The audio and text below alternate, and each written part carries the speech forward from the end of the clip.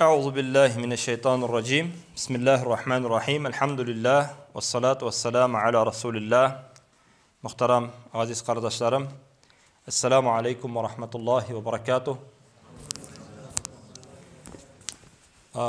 Bizim yaklarga kelдің деп айтты Радиф Hazret, lakin bu özümüzün de yok. Çünkü biz sabaya gitti, sabada üsken. Allah'a şükür. Şuna göre Radif Hazret bilen de biz uzak yıllar ileginde tanış. Ali student şaklarında ok. Şunda şey içip oturganda eske düşürdük. Elhamdülillah, mana Allah yolunda hizmet itu mümkünlüğü berildi bizge. Oşundan da zor mertebe. Allah Teala bütün kişiye de andı mümkünlükni bermey. Allah Teala saylangan bendelerge gine bire şunda mümkünlük Allah yolunda hizmet itu. Meşit yolunda, Allah yolunda, medrese yolunda, ilim yolunda hizmet itu, bu Allah Teala'nın bir büyük rahmetidir. Peygamberimiz sallallahu aleyhi ve sellem'nin bir hadisi var. Peygamberimiz sallallahu aleyhi ve sellem ayette: "Ed-dünya mel'unun ve mel'un ma fiha." Ed-dünya mel'una ve mel'unun ma fiha. Dünya lağnat kılıngan, ham dünyada bulgan her nerse lağnat kılıngan. Bu sahih hadis. Üç nerseden kala deydi. Yani mana dünyada nerseni alsağız da bütün nerse lağnat kılıngan üç aybirden kala deyip Peygamber sallallahu aleyhi ve sellem olda bulsa birincisi Allah'ını zikir kılı, zikrullahi ve ma vela. Allah'ını zikir kılı ham şunun bilen beyli bulgan aybirler. Yani Subhanallahi velhamdülillahi ve la ilahe illallahu vallahu ekber zikir mi? Bu zikir. Şulay yok Allah subhanahu ve teala ite ve akimis salate li zikri. Mine zikir kılır için namaz okuyuz dedi. Namaz oku da zikir. Şulay yok Allah Teala ite ve laqad yessarnal Kur'an li zikri fehel mi muddekir. Biz Kur'an'ı jinglayttık zikir kılır için dedi. Zikir kıluşu bulur mu dedi. Yani Kur'an-ı Kerim cemaat Allah Teala onu yatlar için, onu okur için bütün yollarını jinglayttı. Öğrenem degen kişiye Allah Teala zihninde bire, akılında aşağı inşallah, hatırında yakşırayta, dik sana ezgine tırışlıkkına körsetirge gerek. Eğer de bir derske kelip, iki derske kelip, üç derske kelip, ey minden bulmaydı, bırılıp gitsen bulmayındı ol. Tırışlık kuyurga gerek. Bir ne kadar vakit tırışlık kuygandan son, aşılıp gitecek ol baribir.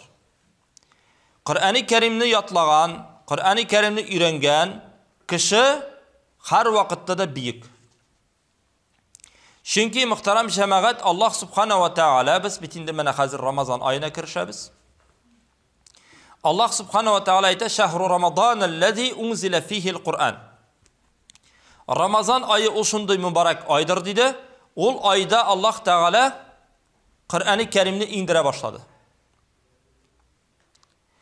Ramazan ayı nerse bilen mübarek buldu, nerse bilen büyük buldu. Kur'an ingenge kure anı Allah Teala Seyyid-ü Şuhur yani bütün aylarının patşası buldu.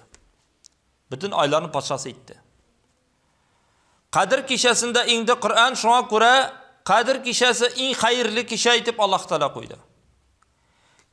Kimge indi Kur'an Muhammed sallallahu aleyhi ve sellem'ge şuna kure Muhammed sallallahu aleyhi ve sellem en hayırlı peygamber buldu.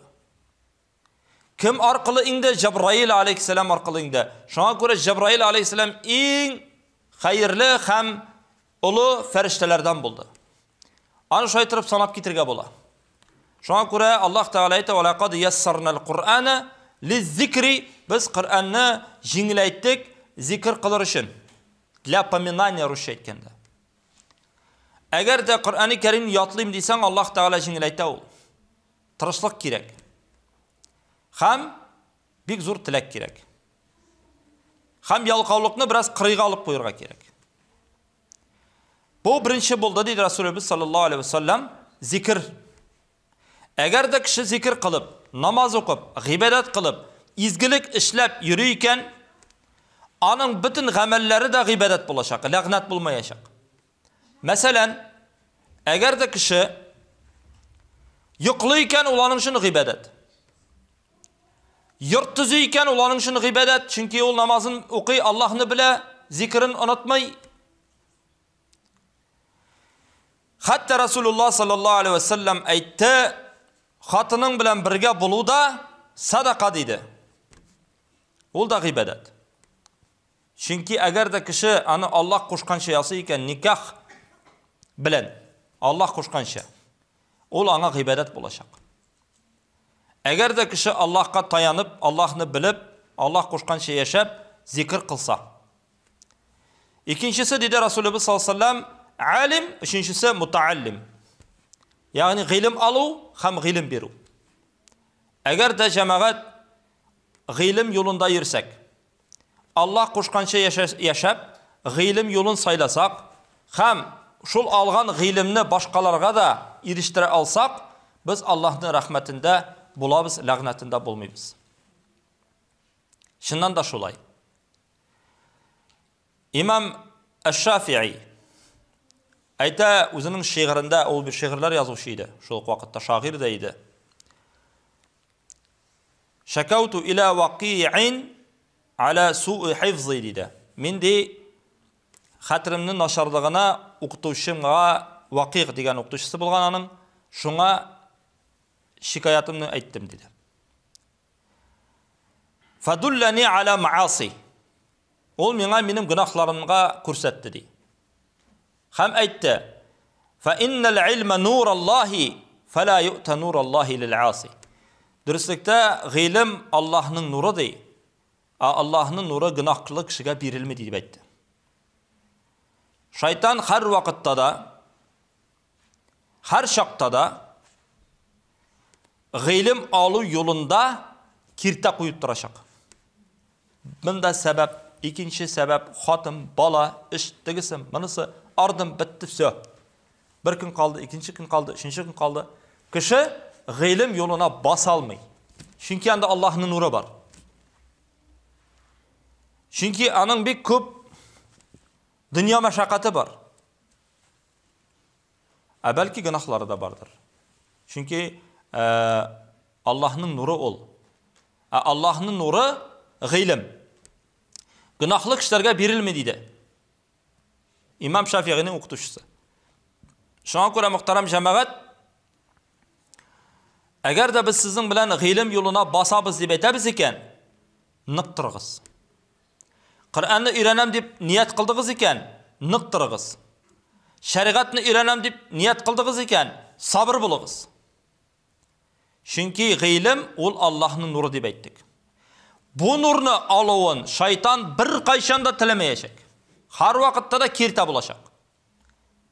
Nishikkina tirishsag'izda bu yo'lda jingil yo'lni izlarga kerakmi?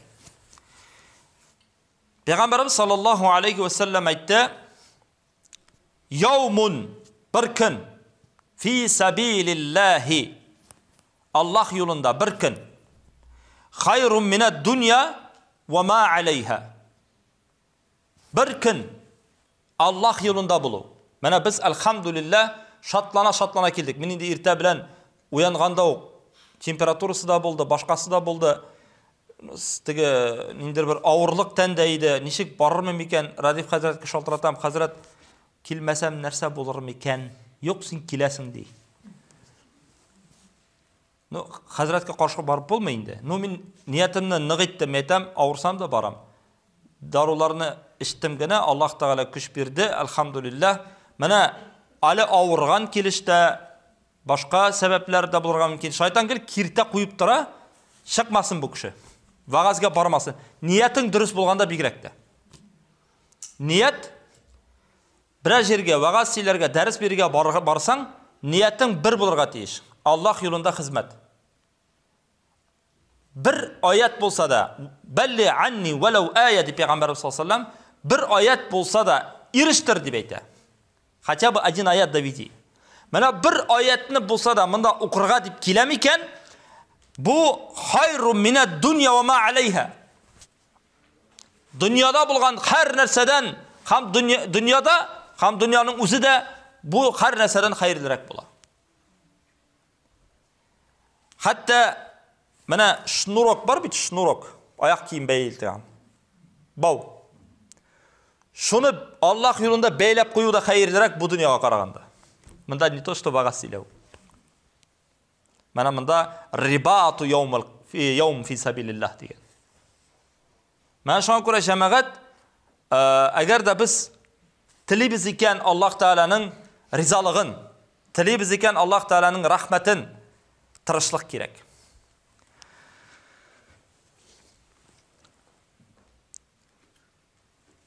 Ar-rawhatu yaruhuha al-'abdu fi sabilillah. Shulay yo'q.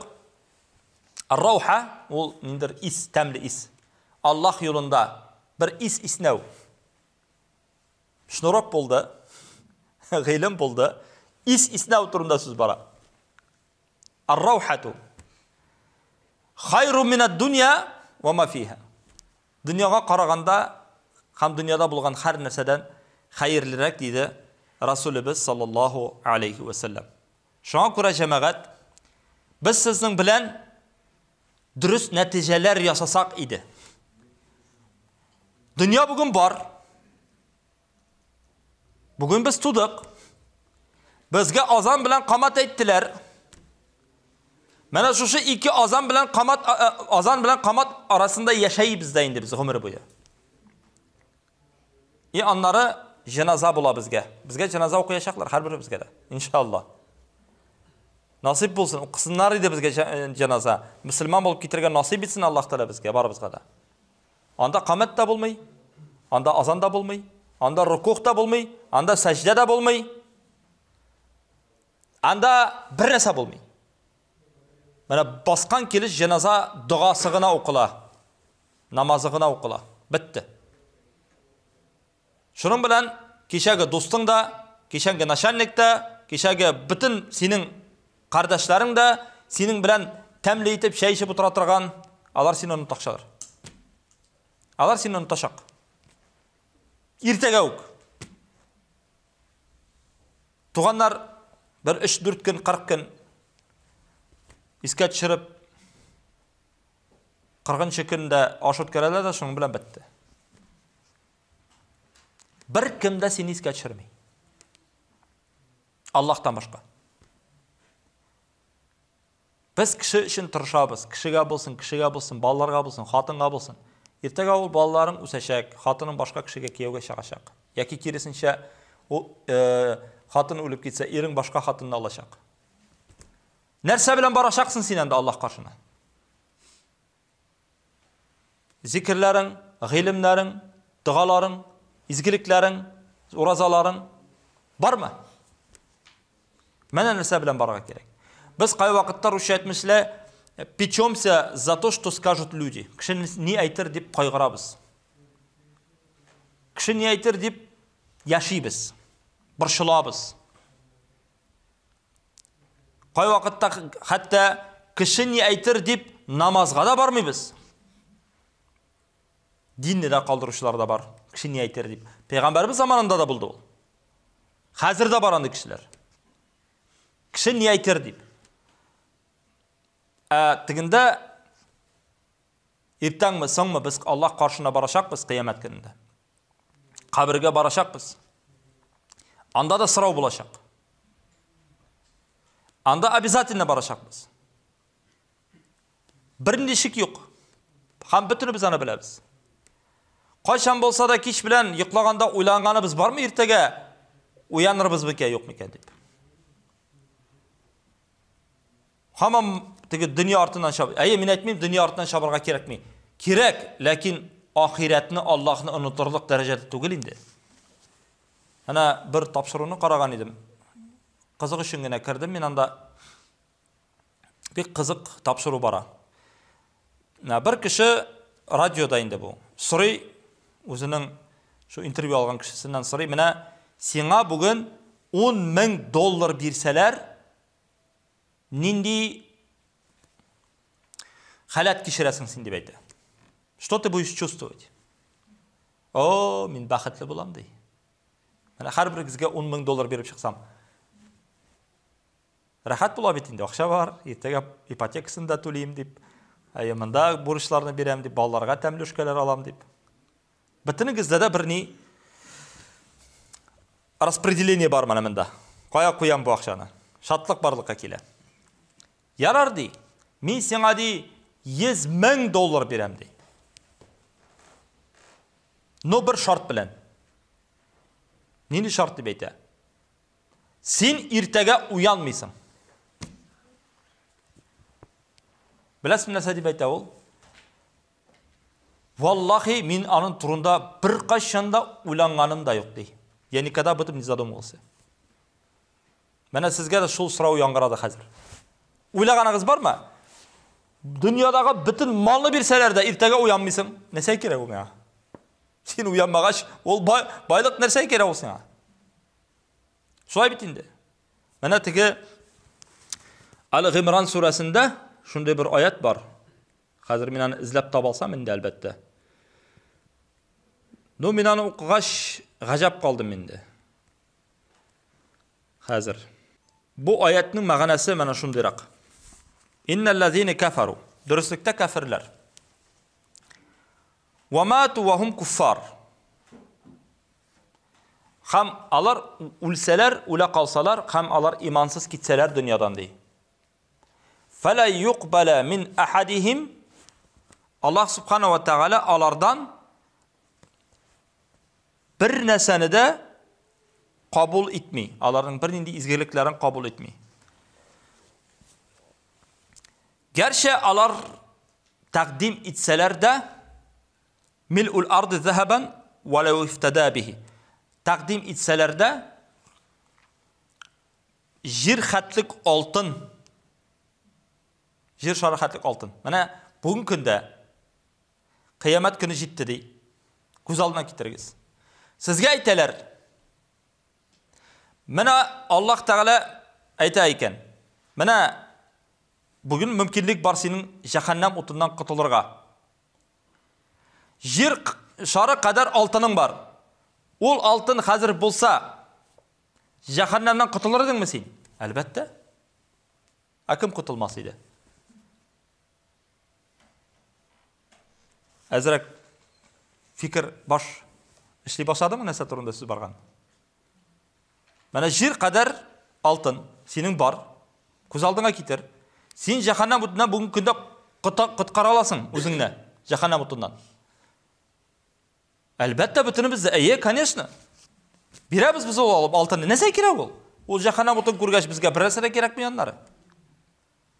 А зачем тогда так? Bu dünya için sen şaptın diye teşekkür Allah Teala. Men bit senden altın da sıramadım, gümüş de sıramadım, akşa da sıramadım. Men senden sıradım, kichkine bir aybirligine meni tanı da namaz o'qib bitti. Çut, azgina. Meni tanı da namaz o'qib bitti.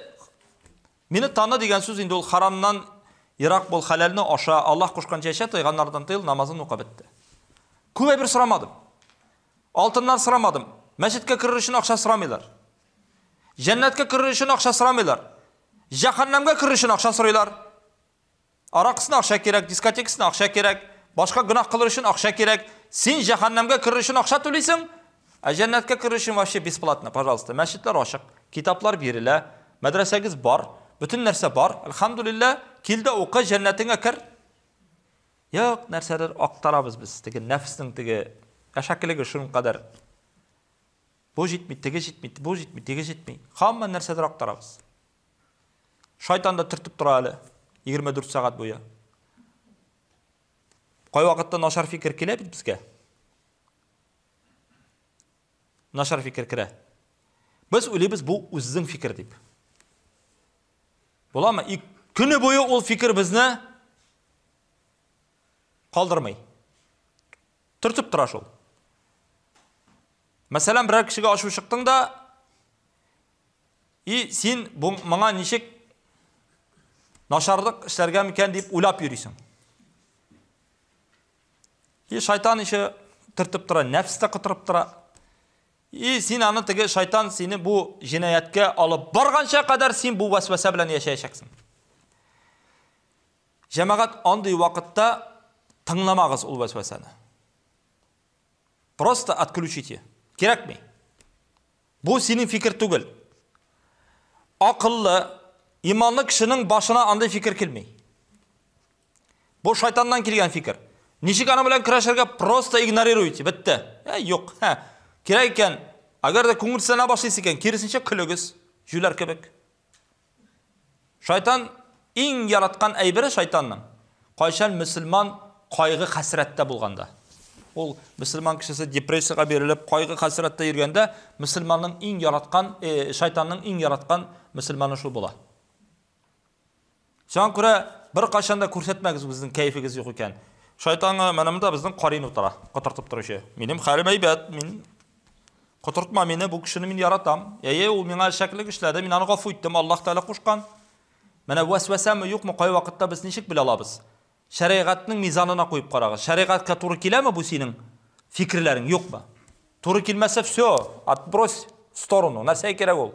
Син үз-үзеңне битерәсең булай торып. Һәм гынаһ кылачаксың. Только так бүтәнчә көрәшеп булмый. Һәм Аллаһ Субханаһу ва Тәгалә нәрсәди: "Улаика лахум азабун алим ва ма лахум мин насирин." Әгәр дә кеше васвасага бирелеп, Аллаһ кушкандан үтәмичә, җинаятькә бирелеп, Аллаһ юлыннан тайпыла икән, аларга Аллаһның газабы булыр, һәм инде аларга бер нинди ярдәм булмас дип әйтә. Менә шуңа күрә җәмәгать, менә алхамдулилlah, Рамазан айы килеп җитә. Менә Рамазан айы как раз таки менә дигән форсат. Гыйлем өстендә эшләү, Коръан уку, Коръан ая бит инде үзебезне төзәтү, нәфсебезне тәрбияләү, нур үзебезгә теге калбыбызга нур истәү, гомерлек бер менә үзебезнең тормышыбыз кебек бер мәдрәсә дип әйтәсе килә. Әгәр дә без Рамазанда үзебезне төзәтмәсәк, кайчан төзәтәбез? Рамазанда тәүбә кылмасак, кайчан тәүбә кылабыз? Рамазанда истигъфар, гафу сорамасак, Аллаһтан кайчан гафу сорыйбыз? Кайсы айда без аны эшлибез тагын? Әйтегез әле миңа шуны.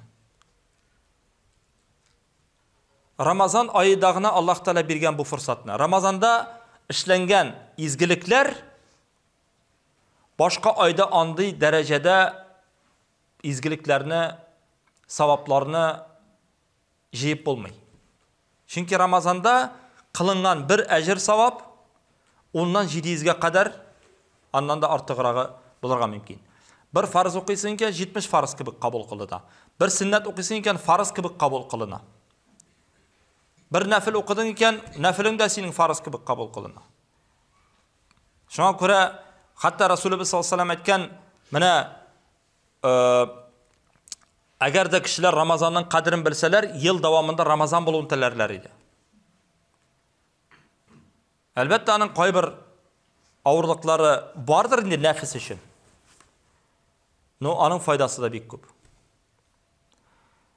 Аннан соң инде менә әйтәләр, Аллаһ Субханаһу, Пәйгамбәр саллаллаһу алейһи ва саллям үзенең хадисендә әйтә: "Иза җаа Рамадан, футихат абвабул җанна." Рамазан айы килеп җиткәч, җәннәт ишекләре ачылыр ди. Икенче риваяттә рәхмәт ишекләре ачылыр ди. Ва гулликат абвабу җаһаннам. Җаһаннам ишекләре ябылыр ди. Ва суфидату шаятин. Шайтаннар багланыр. Алар бер нинди зарар китерә алмый Рамазанда. Всё. Әнишәп кеше Рамазан айында шайтаннар булмагач, һаман гынах эшли. Шайтан юк бит. Ну безнең карин бит эштә кала ул барыбер. Ул зәгыйфләнә. Ну эштә кала. Галимнәр әйтәләр, 11 ай буе нәфсең ничек тәрбияләнде, Рамазан айында да шуны эшләячәк ди. Әгәр дә син Рамазанда да ниндер бер шул гынахыңнан токтай алмыйсың икән, Demek nefsin şuna künükti. Şeytan тут ни при чем. Şıpşınlap.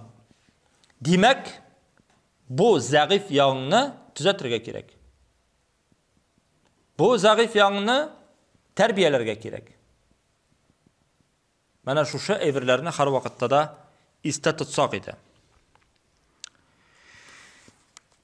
Indi cemaat tağın bir hadis, indi min elhamdülillah mana her Ramazan ayın kütüp alabız. Hazır indi Ramazan ayı tağında kısqara bitindi.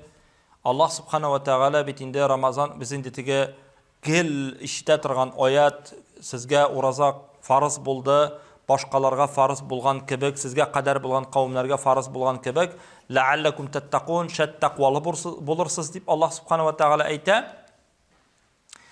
Mana bu ayatning tüp ma'nası o yıl sayın okugan sayın anın ma'nası tağında kengeye. Mana qay vaqtda aytalar, Hazrat şuluq bir ayatni okuysiz, Hazratlar şuluq bir ayatni sitirovit etalar, okuylar bir yangarak ay bir söylemişsizmi diye. Cemaat Allah Teala'nın ayetlerin daimi ravuşta okugan sayın birinciden ana okuylar bereket için.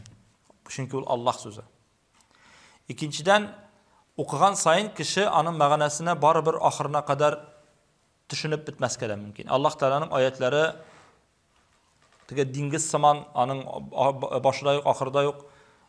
Anın mağanasına şumup gitip de ahırına kadar baribir anga bitir almıyorsun. Lakin yıl sayın sinan okugan sayın anı yıl sayın tugul, anı ay sayın okurga kerek Kur'an'ı. Tege Ramazan'da gana tugul, her ayını Kur'an'ı şıqırga tırşırga kerek. Mana okugan sayın Kur'an-ı Kerim'ni sen anda tağında kubrak üzerine cevaplar taba başlaysın.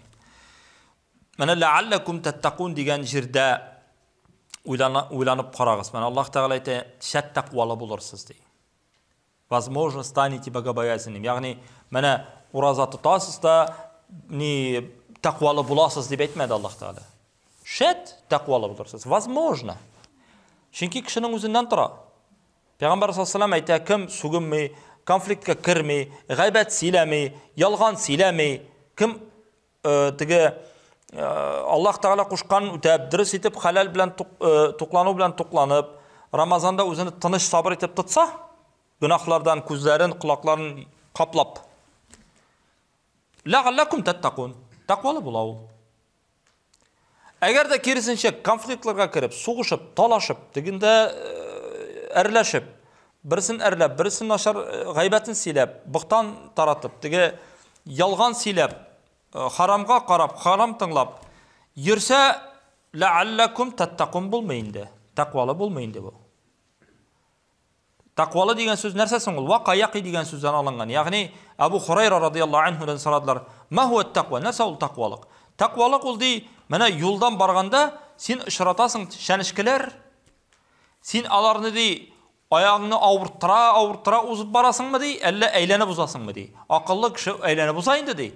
Mana akıllı bolsan dey, takvalık ol mana şanışkiler, ol günahlar ravuşunda şuşu kişanişkilerini eğlenip uzu, ol takvalık dedi. Günahlarını eğlenip uzu, ol takvalık dedi. Şu an göre cemaat, anın üstünde bizge işlerge gerek. Ramazan ayında nerseler işlerge gerek deyip sorasağız, takvalık üstünde. Takvalıkka nerse gerek? Ol yakin, şın inanu, tayanu, şanış. Ol ihlaslılık. Ol Ramazanda bulgan ihlaslılık, ol bir kaydan kelmiyor ol. Ramazan çünkü uraza Allah Teala nerse dey, "Es-savmu li ve ana eczi bihi." Uraza minike ham min anın için ecir savabın birimin dedi. Yani Allah Teala haç turunda da, namaz turunda da, zekat turunda da andı hadis etmedi. Uraza turunda ayrım etti. "Es-savmu li ve ana eczi bihi." Uraza minike ham min anın ecir savabın uzun birimin dedi. Nerse deganini anlatau.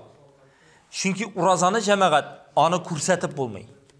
Mana nişikkina siz kelip aytsangiz, "Hazrat men urazalayındı bugün" deyip, seni kim bilgen uyga qaytib alla podvalanga kirib xotiningdan yashirib shunda qattiq ishib o'tirasingdir. Kim bilgen ani? Ani bir kim ayta olmay. Ya'ni uraza ul yashirin ibodat. Ani Allah bilan banda orasida. Mana hozir olamdasында ul tege eksperiment indi erkinigina sizga kichkinagina suv soldim. Sen urazalı. Sena bir narsa qo'masha olmay bu suvni ishirga. Şöyle bit. O sen uraza deyip Allah Teala'ga va'da berdin, Allah ko'ra ani. Nechikgina sen ani buldira olsang da sen ani ichmaysan, chunki Allah ko'ra. Yashirin bo'lsa da, ochiq bo'lsa da, sen ani Allah Teala rizoligi uchun deb kirgansan ekan, ham ol urazani kishiga ko'rsata olmagan kibik, Allah Teala'ga ani ko'ra, shunga ko'ra urazada ixloslik ko'proq. Shunga ko'ra Allah Teala ayta, men aning ajr savobini berarman dedi. Ham inna fil jannati bab yuqalu lahu ar-rayyan. Dirslikda jannatda bor shunday qapqa, aning ismi Rayyan, la yadkhuluha illa saimun. Anda kirmay bir kimda uroza tutuvchilardan qala. Nasa so'ngul Rayyan, Ray degan so'zdan olingan u. Shunday so'z bor ekan, ol tege kishi bir qati susagandan so'ng suv ichib jibarsa, elak g'arablar sho'y deb aytalar ekan edi. Ray deb. Shunga ko'ra Rayyan ol kishi susagandan so'ng kirib shu jannat eshiklaridan suv ichib jibara, susavini bitirib, ochlig'in tege bosib deganday. Shunga ko'ra Rayyan deb aytalar g'alimlar. Shunga ko'ra jamoat albatta ko'p so'zlarga bo'la. Mana so'nggi bir sizga hadis keltirasim keladi. Payg'ambar sollallohu alayhi vasallam aytdi: "U'tiyat li ummati 5 xisal." Mening ummatim uchun 5 xisal, ya'ni bir Allah Teala'nın bir ayıruşa bir ni'meti verildi. Fi şehri Ramazan ayında. Lam tu'tahunna ummatan qablaha. Yani sizge kadar bir ümmetkede de andın mümkünlük verilmedi. Andın ni'met verilmedi. Nindi ni'met hulufu femmi saim atyabu indallahi min rihil misk. Yani urazat tutuşunun ağzından çıkan is elbette temli tugilindi biliriz. Lakin mana şu is Allah Teala'ga ko'pga suykimliroq xushbo'y isine qaraganda. Ham mana bu ni'mat faqat bizning ummatgagina berilgan. İkincisi, tastagfir lahumul malaikatu hatta yuftiru. Anga, ya'ni farishtalar urazat tutuvchilar uchun sahardan olib iftar qilgancha qadar istig'for o'qilib turar ekan. Ya Rabbim şu bandalaringni kechirali deb. Bu da bizning ummat uchungina berilgan ni'mat. Va tasaffadu fihi maradatu shayatin, shaytonlar bog'lanır dedik. Boshqa ummatlarda anday narsa yo'q edi. U bizdagina shunday. Va yazinullohu ta'ala kulli yawmin jannata. Allah Teala urazat tutuvchilar uchun jannatni kun sayin bizab turar ekan. Ramazonning kun sayin deyarlik jannatni bizab turar ekan. Haminde Allah Teala ayta yushaku ibadis salihun ay yakuffa anhumus su'a wal adha. Yani mana avurliq ko'rib, jafo chekib ko'rgan qullarni mana hozir ular kelirlar, Allah Teala ularni kuta. Ham ular shundan qutulib Allah Teala'nın rahmetine, jannatlarına kirirler deb Allah Teala ular uchun jannatni bizab turar ekan. Wa yaghfiru lahum fi akhir laylatan minhu. Ham so'nggi tunda bu 5-inchisi Allah Teala'nın bütün günahlarını kechirar ekan. Uroza tutishning. Ramazonning so'nggi tunida Allah Teala polnustyup to'lisincha günahlarını kechirar. Bu kichkina günahlar turida so'z bora, zo'r günahlar uchun kerak tavba. Tavba kerak, ukunu kerak, istig'forda kerak, ham bu gunohga bir qachonda qaytmayman deb va'da beru kerak. Ham endi payg'ambarimizdan so'radilar: "Qila ya Rasululloh, ahiya laylatul qadri?" Ya Rasululloh aytali menga, u Qadr kechasimi deb so'radilar payg'ambar sollallohu alayhi vasallamdan. Rasululloh sollallohu alayhi vasallam aytdi: "Qala la, walakinnal amil yuwaffa ajrahu idza qada amaluhu." Ya'ni ishining oxirida zarplata olib etindi. Mana shulay turib to'lisincha o'zining platasini olgan kibik, o'zining tigi ish haqini olgan kibik, menda endi urozaning bütün ajr savobin alır, hem to'lisincha ondan kechirilgan halda shig'ir deb aytilaydi. То есть Allah полностью расплатится с тобой в конце этой ночи. Yani Ramazanның so'nggi tunida Allah Taala to'lisincha senga o'zining ajr savobini berir. Yani ishchi so'nggi oyning so'nggi soatida zarplatsini olgan kibik, Allah Taala da to'lisincha sening bilan рассчитается endi. Sening izgiliklaring uchun. Shunga ko'ra Allah subhanahu va taala bizga shu Ramazan oylarına ayak basırga nasip etsin. Allah Teala şu iki mana bugün cuma kechasi, iki cuma arasında qilgan gunohlarimizni Alloh taolo g'afo eylesin. Payg'ambar sollallohu alayhi vasallamning bir hadisi bor. "Was-salavatul khamsun wal jum'a ila al-jum'a wa Ramadan ila Ramadan mukaffiratun lima baynahunna idza junibatil kaba'ir." Ya'ni 5 vaqt namoz oralari, Ramazon bilan Ramazon orasi, jum'a bilan jum'a orasi, agarda kishilar zo'r gunohlardan tiyilatirgan bo'lsa, Alloh taolo vaq gunohlarni o'zi-o'zidan yo'q etadi dedi. Shunga ko'ra zo'r gunohlardan yiroq bo'laylik. Qolgan gunohlar o'ltiga illallamam kichkina gunohlar, nindir bir xatolar qilina bizning turmushda albatta. Mana agarda 5 vaqt namozli bo'lsak, jumg'aga jirsak, ro'zalarni tutsak, Alloh taolo inshaalloh bizning qilgan vaq gunohlarimizni kechiracak. Shu 5 vaqt namoz orasida, Ramazon bilan Ramazon orasida, ham jumg'a bilan jumg'a orasida. Mening so'zim tamom. Bek zo'r rahmat ig'tibor bilan tinglaganingiz uchun. Endi bizning savollar aytmoqchilik kelganda ketkalab yurig'iz deylar bizda. Shunga ko'ra kelajakda tong ko'rishirga yazsin endi shu. Alloh taolo Ramazon oylarimizni qarshi olib, eson sog' tutib chiqarga yazsin. Rahmat.